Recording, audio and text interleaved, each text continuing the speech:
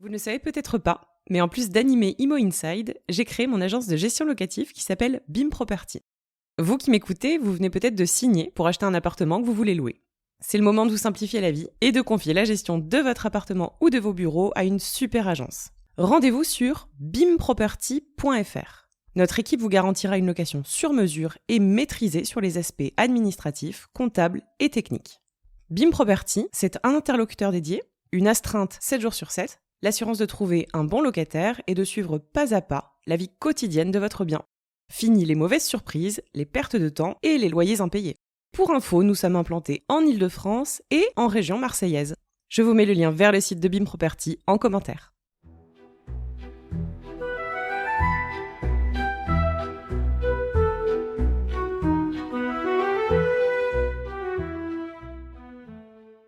Hello, chère communauté d'Imo Inside. J'ai la joie d'enregistrer cet épisode en direct de Toulouse, la belle ville rose dans laquelle j'ai passé quelques jours, pour le salon de la copropriété, organisé par Solucop, mais également pour donner cours aux étudiants du master juriste droit de la copropriété sur la thématique des IGH et des ERP. J'en ai évidemment profité pour passer du temps avec les personnes que j'apprécie, retrouvées à chaque fois que je me rends à Toulouse. Et pour cet épisode, je suis ravie d'avoir enregistré une très belle conversation avec Anne-Laure Thomas-Reynaud, maître de conférence et spécialiste en droit. Anne-Laure est extrêmement impliquée auprès des formations pour les étudiants sur la spécialité juriste droit de la copropriété. Et vous allez voir que cette femme est un vrai petit bijou à travers toutes les facettes de sa personnalité. Je ne vous en dis pas plus et je vous laisse profiter de ma conversation avec Anne-Laure Thomas-Reynaud. Le problème. Qu'apporte au plafond, là? Ça Non, mais j'anticipe. Si vous voulez faire un deuxième étage, paf, vous pouvez parce qu'il y a déjà une porte pour y accéder. Qu'est-ce qui se passe? Un problème de chauffage? Oui, le brûleur est foutu. Ah, monsieur Van Coxis, je suis pas architecte, moi je suis carreleur. Vous dites carreler, je carrelle. Carreler, carrele pas. Cette petite bicoque sans prétention, d'accord, mais elle est très bien conçue, on a passé une soirée formidable. Alors bonjour. C'est le proprio. Pas de pierre, pas de construction. Pas de construction, pas de palais. Pas de palais. Pas de palais. Ma chère Anne-Laure, je suis ravie d'être avec toi aujourd'hui pour cet enregistrement. Alors pour les personnes qui nous écoutent et qui ne visualisent évidemment pas l'épisode d'Imo Inside que nous sommes en train d'enregistrer, on va quand même leur donner un peu le décor. Nous nous trouvons, grâce à toi, grâce à l'école, en tout cas à l'université Capitole de Toulouse, sur un plateau télé. Incroyable. Sincèrement, c'est la première fois que je fais ça, mais tout simplement merci.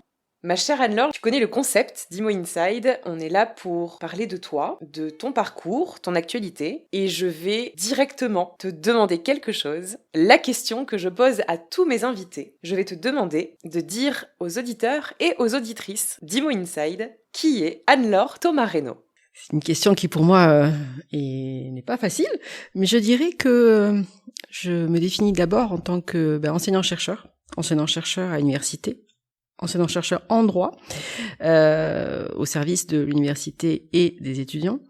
Et je suis aussi, bien entendu, une épouse et une mère de famille d'adolescents que j'ai eu tardivement, comme beaucoup de femmes dans le métier que j'exerce en raison de la longueur du doctorat nécessaire pour arriver à ces fonctions d'enseignant-chercheur. Tu as trouvé ta voie assez facilement ? Oui, j'hésitais entre le droit et l'histoire de l'art. Je voulais faire les deux en fait. Et finalement, je n'ai fait que le droit, même si par ailleurs je me cultive, bien entendu. Et j'ai eu le privilège donc de pouvoir dans ma ville étudier le droit, pouvoir réussir licence, maîtrise, DEA, puis thèse de doctorat, et surtout d'être recruté directement dans mon université. Ce qui n'est pas forcément le cas, puisque souvent, le jeune docteur qui est qualifié par le Conseil national des universités doit faire son tour de France et tenter d'avoir une place, de réussir un concours.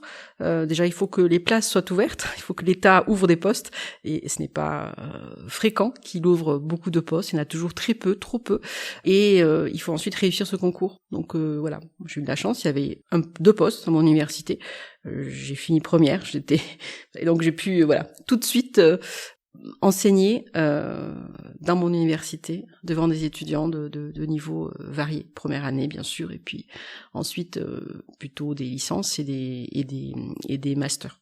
Ok, est-ce que tu as démarré directement par l'université ? Alors, je n'ai pas démarré directement par l'université pour la simple et bonne raison qu'après mon DEA de droit privé, j'ai hésité. J'ai hésité à m'inscrire en thèse. Et il s'est trouvé que le ministère de la Justice avait lancé une expérimentation pour créer des postes d'assistant de justice. Et j'avais fait un mémoire en droit de la construction. Mon directeur de mémoire, Daniel Thomasin, me dit il y a un poste d'assistant de justice dans la chambre de l'immobilier à la cour d'appel de Toulouse qui s'ouvre. Allez-y, je vous conseille d'y aller. Ils recherchent des étudiants donc spécialisés en immobilier et aussi généralistes, puisque j'y suis allée, j'ai été recrutée et j'y suis restée 3 ans. Donc du coup j'ai en fait découvert la copropriété, dans la copropriété sous l'angle de ses pathologies, de son contentieux, et puis généralement sous l'angle du contentieux de l'immobilier, contentieux de la construction en particulier, et contentieux aussi du droit des biens, c'est-à-dire les problématiques de servitude, de passage, les chemins ruraux, des histoires de voisinage, et donc ça m'a fortement marqué quand ensuite j'ai demandé à pouvoir assurer des travaux dirigés dans mon université. Il est évident que le fait d'avoir été au contact de magistrats, d'avoir pu travailler avec eux, d'avoir pu commencer à écouter aux audiences avec eux, avoir pu comprendre comment ils prenaient leurs décisions, avoir fait beaucoup de synthèse des dossiers.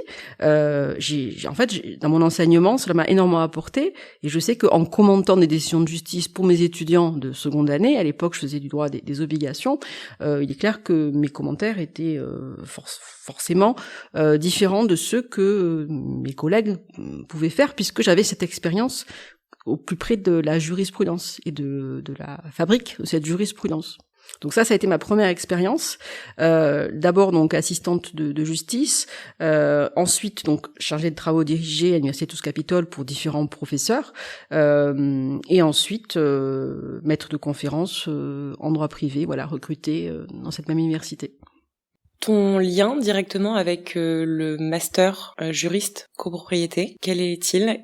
Alors, le lien avec le master juriste de copropriété et même le parcours complet, puisqu'il y a aussi une licence, je dirais que je le fais par mes recherches et par mes enseignements, puisque cela fait une 13 ans à peu près que j'enseigne dans la copropriété, en master de IMO et immobilier notarial au début.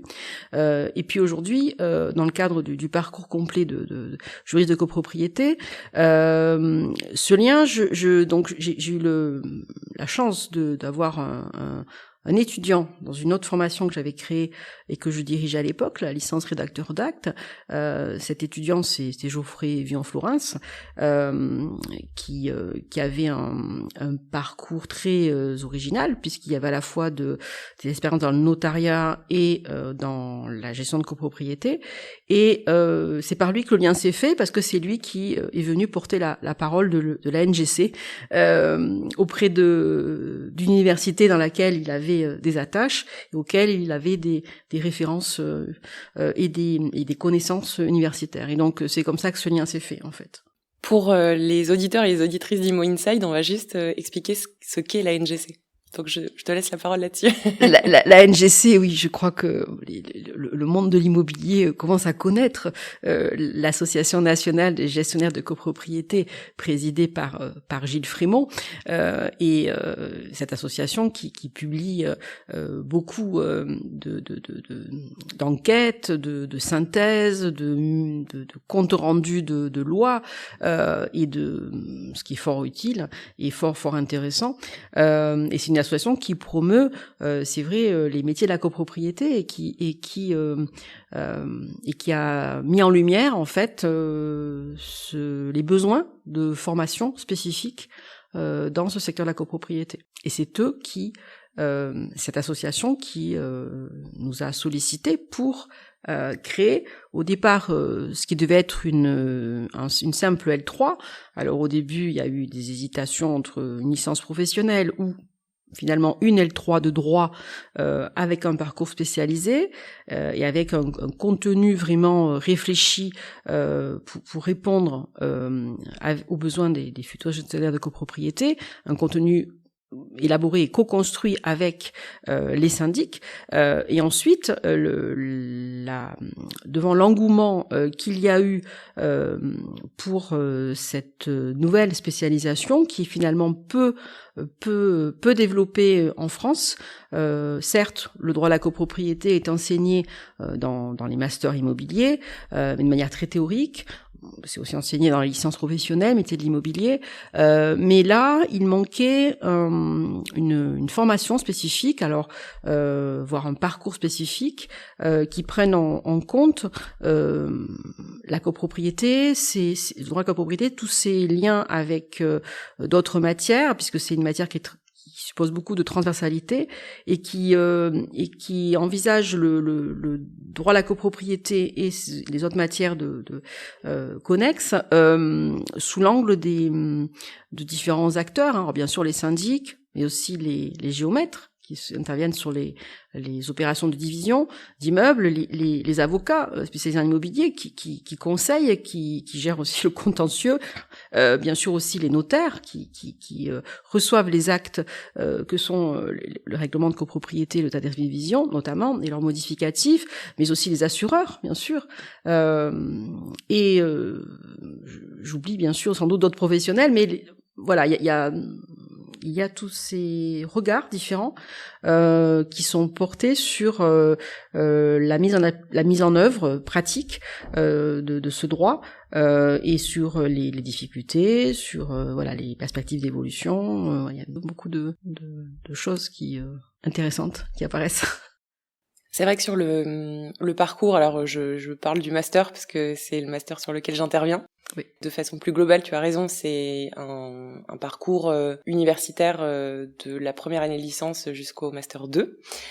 Est-ce que aujourd'hui vous êtes les seuls à permettre à des jeunes de se former concrètement avec un diplôme licence et master sur la partie copropriété? Parce que j'ai clairement l'impression que depuis toujours, la copropriété n'est pas forcément un domaine d'activité qui est mis en avant auprès des étudiants.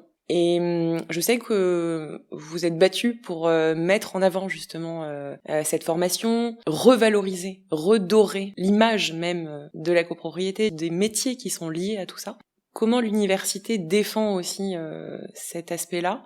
Et est-ce que vous êtes les seuls, du coup aujourd'hui, je reviens à ma première question, est-ce que vous êtes les seuls à permettre aux étudiants de se former? Alors, nous sommes la seule université à proposer ce cursus dédié. Ça c'est une certitude. L'idée serait bien évidemment que ce cursus puisse essaimer ailleurs, hein. Il y a des besoins de formation immenses il y a besoin de formation universitaire en plus des autres formations qui existent dans le privé, mais qui sont forcément différentes. Nous n'avons pas les mêmes méthodes à l'université que dans les méthodes privées, et nous participons à une grande famille de formateurs en fait, mais les particularités de l'université publique, hein, c'est quand même nous sommes attachés à la transmission de connaissances académiques, bien sûr, de connaissances très poussées. Nous sommes attachés à l'apprentissage de l'esprit critique et du raisonnement, bien sûr à la mise à jour des connaissances, mais nous avons des méthodes quand même universitaires traditionnels qui vont au fond des choses et qui conduisent les étudiants à se poser les questions. Nous les formons à se poser des questions pour ne pas passer à côté de problèmes et pour faire trouver des solutions aux bons endroits, et surtout voilà élaborer un raisonnement. Donc nous ne sommes pas une école pratique, hein, nous sommes une université, mais bien sûr nous sommes une université ouverte sur la pratique. Néanmoins, de nombreux professionnels nous ont suivis et j'en fais partie, nous t'en remercions, et c'est heureux parce que c'est un enrichissement mutuel pour tout le monde. Enfin, pour nous enseignants-chercheurs, le fait de pouvoir discuter avec vous, de voir comment vous voyez les choses, est très enrichissant pour notre propre enseignement et pour notre propre recherche. Parce que, à mon sens, une recherche doit être aussi ancrée sur le réel. On ne peut pas rester dans nos bibliothèques, même si aujourd'hui elles n'ont plus de limites, presque plus de limites, puisqu'on a des bibliothèques virtuelles et on a des accès bien sûr à Internet et à toutes les ressources mondiales que l'on peut y trouver, pour faire du droit comparé par exemple, mais on s'enrichit mutuellement donc avec à votre contact, et puis pour les étudiants c'est fondamental. Ils ont bien sûr un exposé théorique, académique des règles dans leur technicité, et puis ils ont la mise en pratique fondamentale, et parfois on leur explique voilà comment on est obligé d'interpréter les règles, comment on est obligé de les adapter pour arriver à traiter. Et ça, c'est vous c'est vous les professionnels qui, par votre expertise, arrivez à leur apporter ça, parce que nous, finalement, la connaissance de terrain, on ne l'a que par vous, parce que nous ne sommes qu'enseignants-chercheurs.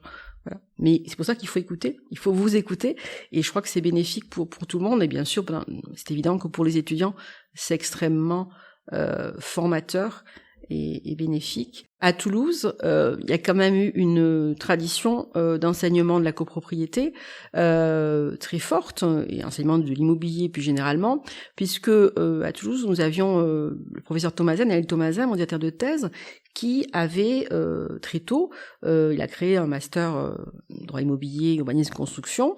Il était lui-même auteur et enseignant, chercheur en droit de la copropriété, consultant, et donc il avait déjà inséré dans la maquette de son master 2, et c'est obligatoire de le suivre, cette matière copropriété. Et il l'enseigne aussi aux futurs notaires.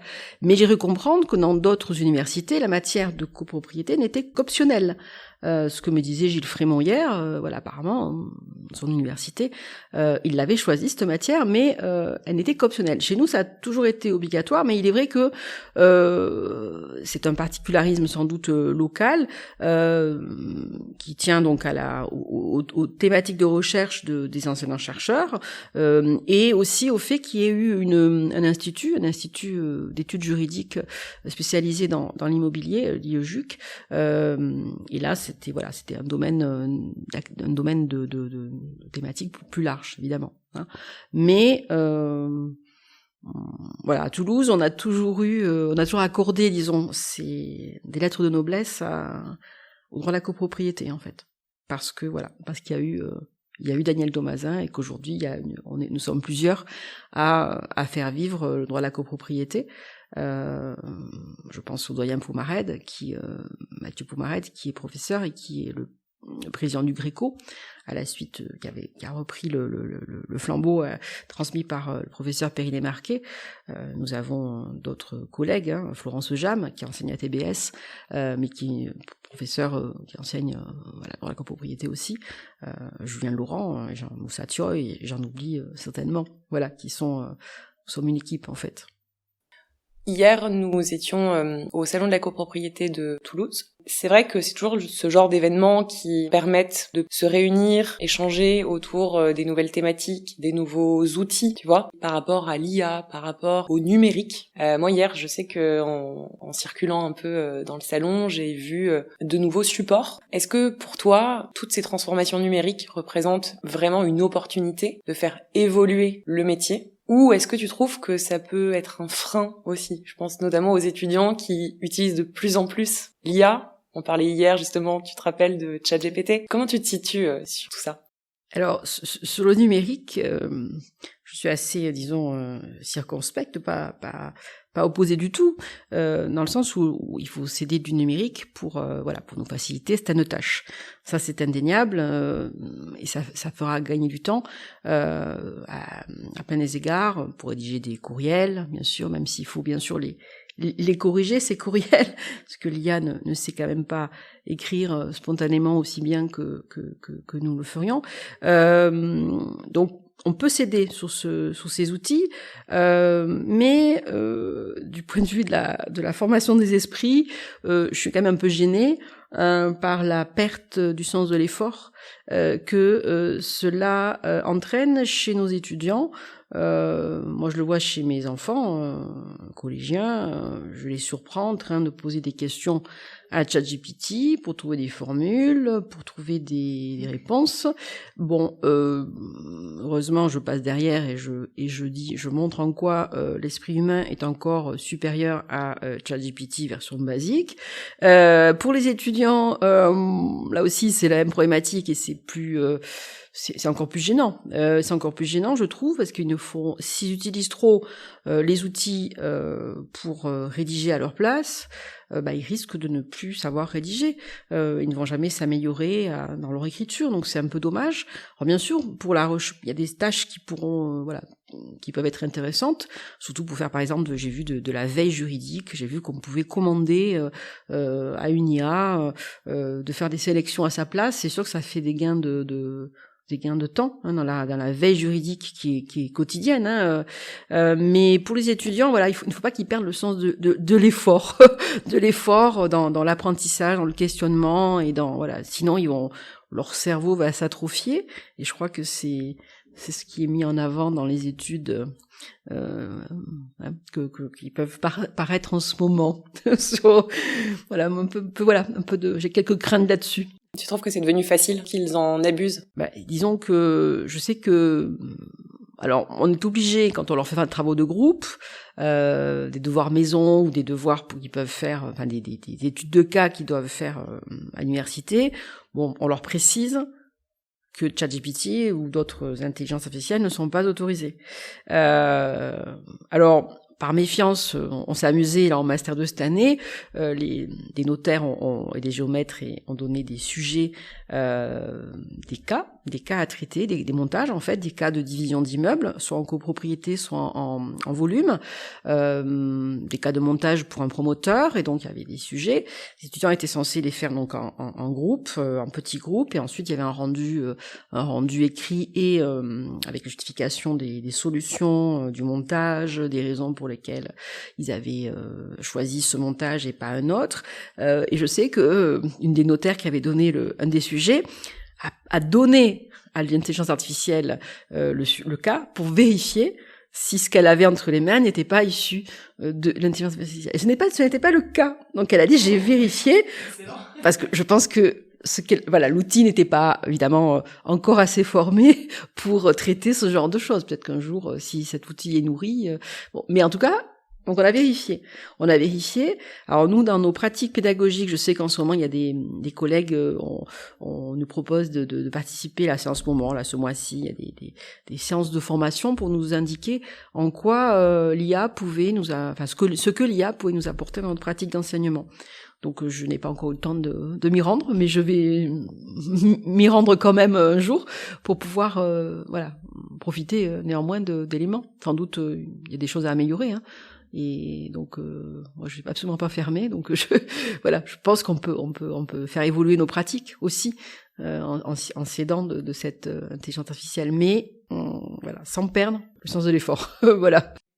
On va passer aux questions un peu plus personnelles. Oui. J'aimerais connaître ta projection sur, les 10 prochaines années. Est-ce que tu penses que tu seras toujours ici, ou est-ce que tu as peut-être des projets, des rêves? Alors, vu mon âge déjà avancé, dans 10 ans, je ne serai pas loin de la retraite. Vu le recul de l'âge de la retraite, je serai quand même encore en activité.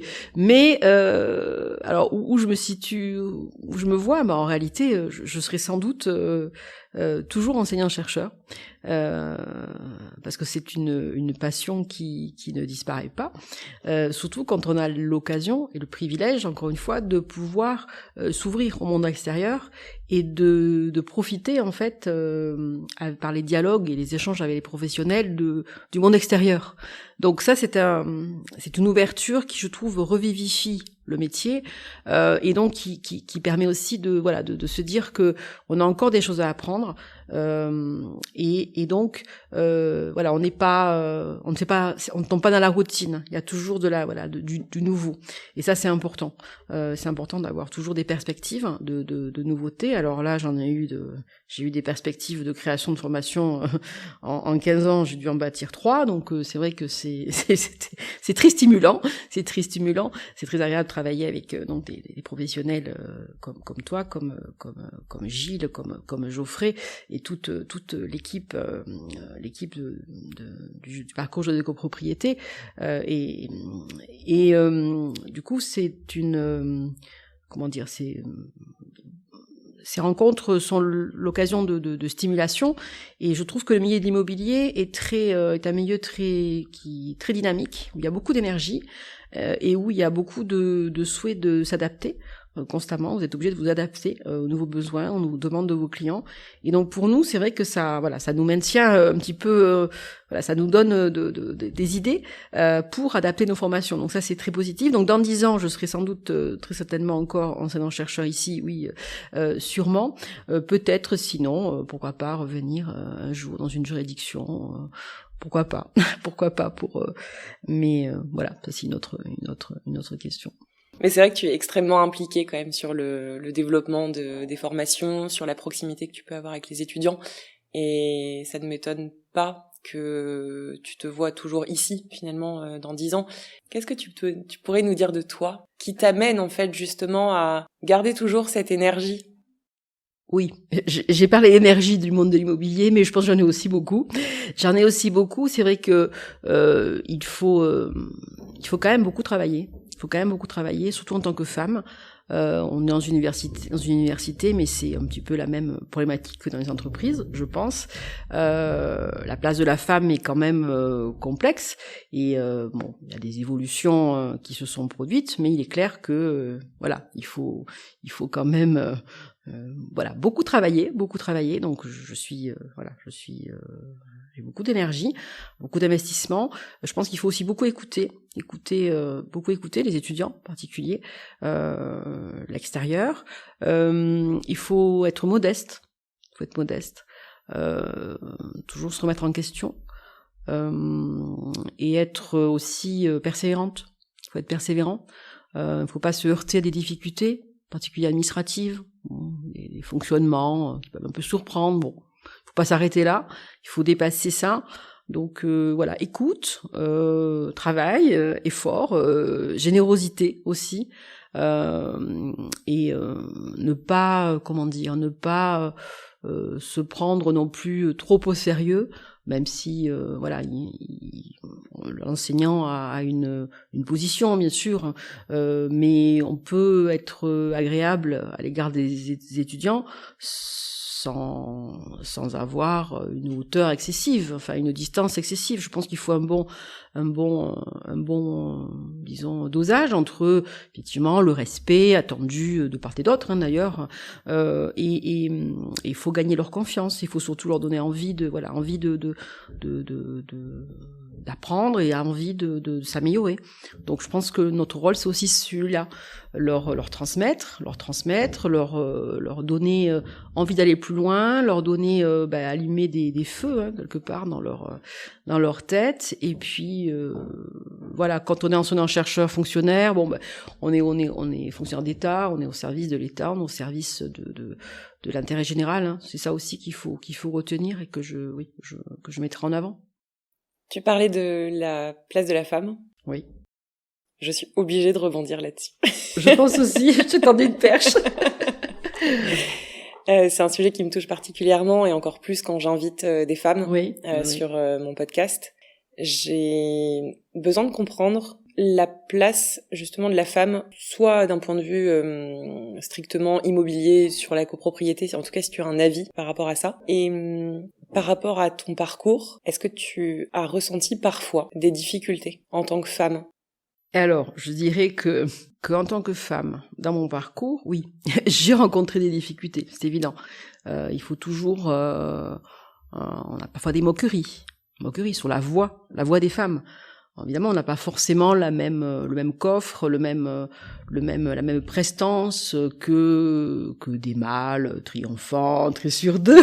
Je vais faire pasticher des mots que des enragés féministes pourraient utiliser, mais je ne suis pas féministe enragée. Mais disons que oui, nous en rencontrons des difficultés, alors que pourtant nous sommes dans les études supérieures, à l'université, il y a une majorité de femmes. Une majorité de femmes dans les masters.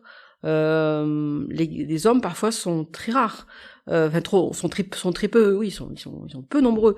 Et quand on regarde dans les universités, il y a beaucoup de femmes chez les maîtres de conférences, il y a beaucoup moins de femmes professeurs. Alors dans l'immobilier, ce que je remarque aussi, c'est que dans l'immobilier, parce que j'ai pu commencer à observer, c'est qu'il y a quand même de plus en plus d'entreprises qui accordent des fonctions de dirigeants à des femmes. Donc ça, c'est très très positif, je trouve. Et il y a beaucoup de créatrices d'entreprises femmes aussi. Donc ça, c'est aussi quelque chose de très très intéressant et de nouveau. De nouveau. C'est vrai que l'immobilier, il y a peut-être 25 ans, on voyait plutôt des hommes en fait. Et il y a de plus en plus de femmes. Y compris à des postes de dirigeants de groupes du CAC 40. Donc c'est quand même très positif. Je suis assez d'accord avec ça dans le sens où j'en fais partie. J'ai créé ma société dans un monde d'hommes. Je te rejoins parfaitement. Et quand je pose la question dans les classes pour lesquelles j'enseigne, de savoir vers quoi ils se dirigent, j'ai de plus en plus d'étudiantes qui me disent « En fait, moi aussi, j'adorerais créer ma boîte. » Et je trouve ça merveilleux, le fait d'entendre en fait ces jeunes filles qui ont compris qu'elles avaient leur place et qu'on n'a plus la crainte, justement, de s'affirmer en tant que femme. Oui. On a encore beaucoup de chemin à faire. Ah, oui. Malgré tout, c'est vrai qu'on constate un peu plus d'assurance. Oui. C'est vrai qu'il y a quelques conservatismes, notamment à l'université, mais ça change, heureusement. Ça change. On va passer aux questions signatures. Oui. J'aimerais que tu nous dises quelle personne tu aimerais entendre à ce micro, dans le même exercice que le tien. Alors, je pense à beaucoup de personnes. À ce micro, je pense que tu gagnerais à interroger... alors, je n'ai droit qu'à un nom, c'est ça. Ah oui. je pense à au moins 2 voire 3. Allez, tu peux m'en donner 2 si tu veux. Je peux t'en donner 2. Le choix est trop compliqué. Ah, je peux t'en donner 2. Bien sûr, je pense à Gilles Frémont, qui est qui a beaucoup apporté au monde de la copropriété et qui sait très bien faire passer des messages. C'est un passionné qui transmet et qui met des étoiles dans les yeux aux étudiants qui l'écoutent. Donc, je pense que ça pourrait être une bonne personne. Et il y aurait, alors je pense que il y aurait aussi Geoffrey Vian-Florens, et peut-être que je pencherai vers lui dans le sens où il est un petit peu il a été formé ici en partie et il a eu cette idée de création de formation et qu'il a ce regard global sur certes la copropriété mais aussi le notariat, le numérique appliqué à l'immobilier, tout ce qui touche aux copropriétés en difficulté. Donc il a aussi par ses expériences professionnelles un large panel de connaissances et une réflexion sur tous les métiers qu'il a pu exercer. Et donc ça pourrait être très intéressant de l'interroger, mais Gilles Frémont aussi, et puis il y en a d'autres. Alors la bonne nouvelle, c'est que dans les 2 cas, les 2 sont prévus. Parfait.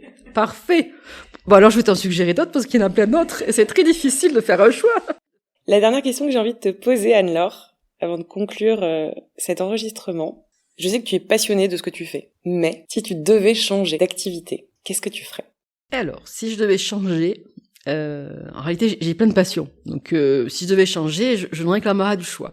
Mais je crois que je me tournerais vers les fleurs. Le paysage. Donc je sais pas, je soit fleuriste, soit paysagiste, ou quelque chose autour de la maison, la décoration intérieure. Voilà. Ok. C'est de l'immobilier finalement. Oui. Aussi. Il y a un lien dans la décoration extérieure. Voilà. Et les fleurs, ça vient du sol, donc c'est aussi l'immobilier. Chouette. J'aime beaucoup l'idée. En plus, je te vois parfaitement dans ce rôle-là. Ouais. Je te remercie beaucoup, Anne-Laure. Merci à toi. J'ai passé un très bon moment avec toi. J'ai appris plein de choses sur ton parcours et sur toi, tu vois. Ça nous a permis de faire encore plus connaissance. Je me permets en même temps de te remercier pour la confiance que tu m'accordes depuis quelques mois pour la formation dont tu es chargée. Et merci de m'avoir accueillie surtout dans ce merveilleux studio. Merci à toi, c'est un grand plaisir de t'accueillir et de permettre aux étudiants de pouvoir bénéficier de tes compétences et de tes nouvelles pédagogies, parce qu'il y a eu beaucoup de nouvelles pédagogies et ils sont ravis. Donc voilà. Merci. Et voilà, ma conversation s'arrête ici. J'espère que vous l'aurez trouvée intéressante et très inspirante, mais je n'en doute absolument pas. Comme vous le savez, vous pouvez me retrouver toutes les 2 semaines sur Imo Inside et suivre l'actualité de l'émission en vous abonnant à la newsletter.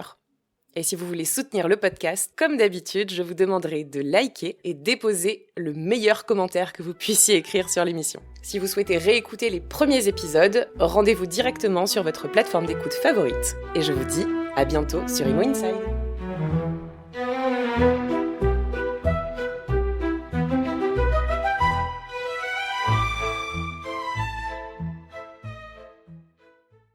Vous ne le savez peut-être pas, mais en plus d'animer Imo Inside, j'ai créé mon agence de gestion locative qui s'appelle BIM Property.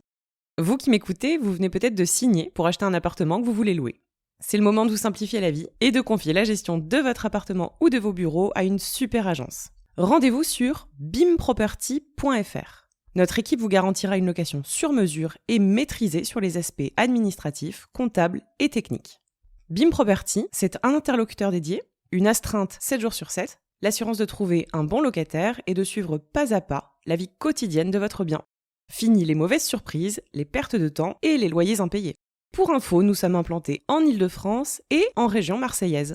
Je vous mets le lien vers le site de BIM Property en commentaire.